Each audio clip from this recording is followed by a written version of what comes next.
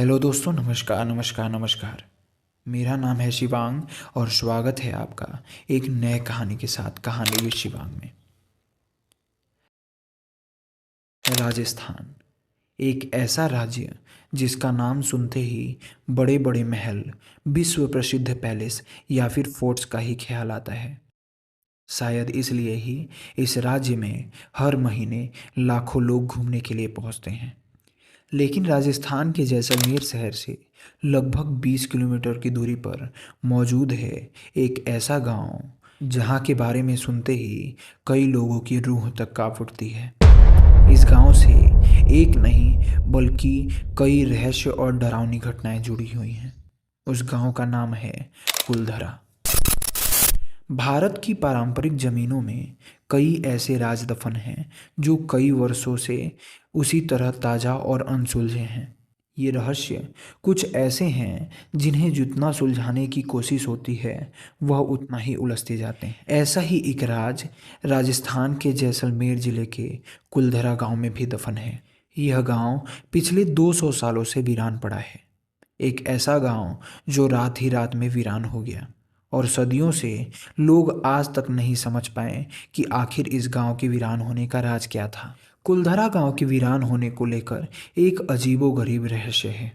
दरअसल कुलधरा की कहानी शुरू होती है आज से करीब 200 साल पहले, जब कुलधरा खंडहर नहीं था बल्कि आसपास के 84 गांव पालीवाल ब्राह्मणों से आबाद हुआ करते थे। बोला जाता था कि यहाँ बसने वाले लोगों का दिमाग बहुत तेज हुआ करता था। वो लोग बहुत से इन्वेंशन उस जमाने में ही कर लिया करते थे, जिसका सबूत यहाँ के खंडहर हुए गांव बताते हैं। रेगिस्तान से भरे इस जगह पर भी उन लोगों ने पानी का इंतजाम करने का तकनीक का इजाद किया था, जिस वजह से वो लोग यहाँ पर फसल भी उगा लिया करते थे। ये सब चीज़ उनके तेज दिमाग को दिखाता है। लेकिन ना जाने कैसे कुलधरा को किसी की बुरी नज़र लग गई। वो शख्स था रियासत का दीवान सालम सिंह, अय्याज दीवान सालम सिंह, जिसकी गंदी नज़र गांव की एक खूबसूरत लड़की पर पड़ जाती है। दीवान उस लड़की के पीछे इस कदर पागल था कि बस किसी तरह से उसे पा लेना चाहता था। उसने इसके लिए ब्राह्मणों पर दबाव बनाना शुरू कर दिया। हद तो तब हो गई कि जब सत्ता के मद में चूर उस दीवान ने लड़की के घर संदेश भिजवाया कि यदि अगले पूर्णमासी तक उसे लड़की नहीं मिली तो वह गांव पर हमला करके लड़की को उठा ले जाएगा। दीवान और गांव वालों की ये लड़ाई अब एक कुंवारी लड़की के सम्मान पे आ गई थी और गांव वालों का आत्मसम्मान भी इससे चोटिल हो रहा था। गांव की चौपाल पर पालीवाल ब्राह्मणों की बैठक हुई और 500 से ज़्यादा परिवारों ने अपने सम्मान के लिए रियासत छोड़ने का फैसला ले लिया। कहा जाता है कि निर्णय लेने के लिए सभी 84 गांव के लोग एक मंदिर पर इकट्ठा हो गए और पंचायत ने फैसला किया कि कुछ भी हो जाए अपनी लड़की को उस दीवान को नहीं देंगे। अगली शाम कुलधरा कुछ यूं वीरान हुआ कि आज तक परिंदे भी उस गांव की सरहदों में दाखिल नहीं होते हैं। कहते हैं गांव छोड़ते वक्त उन ब्राह्मणों ने इस जगह को श्राप दिया कि आज के बाद इस जगह पर कोई भी बस नहीं पाएगा।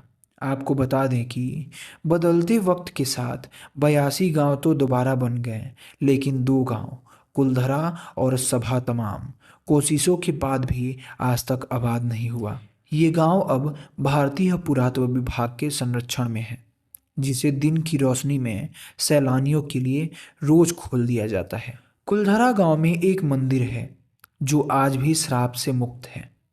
एक बावड़ी भी है जो उस दौरान में पीने के पानी का जरिया हुआ करता था। कहते हैं शाम ढलने के बाद अक्सर यहाँ कुछ आवाज़ें सुनाई देती हैं। लोग मानते हैं कि वो आवाज़ 18वीं सदी का वो दर्द है जिससे पालीवाल ब्राह्मण गुजरे थे। गांव के कुछ मकान हैं जहां रहस्यमयी परछाई अक्सर नज़रों के सामने आ जाती हैं। दिन की रोशनी में सब कुछ इतिहास के किसी कहानी जैसा लगता है, लेकिन शाम ढलते ही कुलधरा के दरवाजे बंद हो जाते हैं और दिखाई देती है रूहानी ताकतों का रहस्यमय संसार। लोग कहते हैं कि रात के वक्त यहाँ जो भी आया वो हादसे का शिकार हो गया, टूरिस्ट प्लेस में बदल चुका ये कुलधरा गांव घूमने आने वालों के मुताबिक यहाँ रहने वाले पालीवाल ब्राह्मणों की आहट आज भी सुनाई देती है। उन्हें वहाँ हर पल ऐसा अनुभव होता है कि कोई आसपास चल रहा है। बाजार के चहल पहल की आवाज़ें आज भी आती हैं। महिलाओं की बात करने और उनके चूड़ियों और पायलों की आवाज़ हमेशा ही आती रहती है।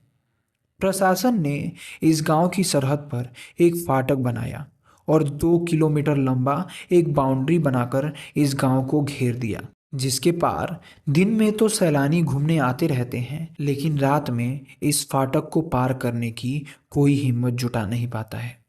मई 2013 में दिल्ली से भूत प्रेत व आत्माओं पर रिसर्च करने वाली पैरानॉर्मल सोसाइटी की टीम कुलधरा गांव में रात बिताई।